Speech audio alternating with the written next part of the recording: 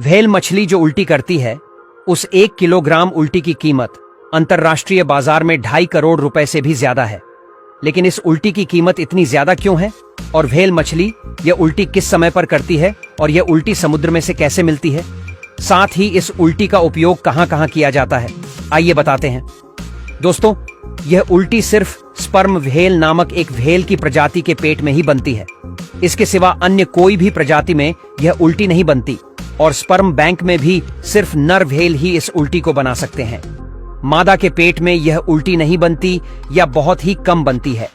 नर sperm whale जब भोजन में स्क्विड और ऑक्टोपस जैसे जीवों का सेवन करती है, तब इस भोजन का कुछ हिस्सा पाचन तंत्र में पचता नहीं है।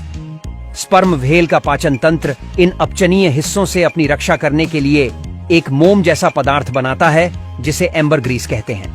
व्हेल के पेट में भोजन का जो कठोर हिस्सा नहीं पच सकता, उसको यह एम्बरग्रीस पूरी तरह ढक देता है, जिससे पाचन तंत्र को कोई नुकसान न पहुंचे।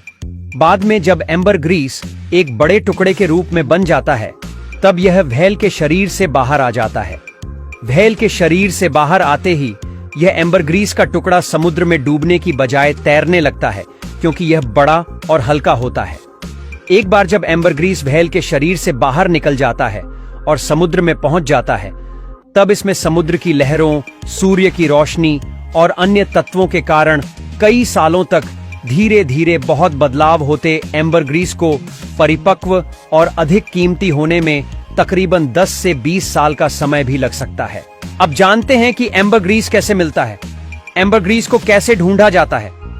एक तरह से देखा जाए तो एम्बरग्रीस व्हेल के शरीर से कब बाहर आए, उसका कोई परफेक्ट समय नहीं होता, और दूसरी ओर इतने बड़े समुद्र में एक जहाज को ढूंढना भी मुश्किल है।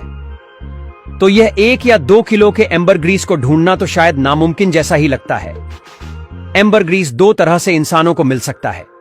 एक तो जब समुद्र में लोग मछली पकड़ने जाते हैं, तब उसकी जाल में कभी कभी एम्बरग्रीस फंस जाता है, और दूसरा जब इंसान समुद्र तट पर टहलता हो, तब यह किनारे पर मिल सकता है।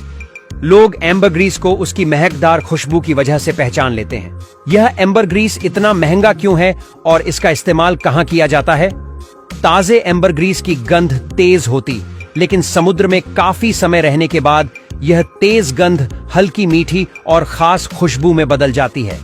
एम्बरग्रीस मिलने के बाद उसे कई साल तक विशेष देखभाल में रखा जा सकता है, क्योंकि समय के साथ इसकी सुगंध और भी बेहतर हो जाती है।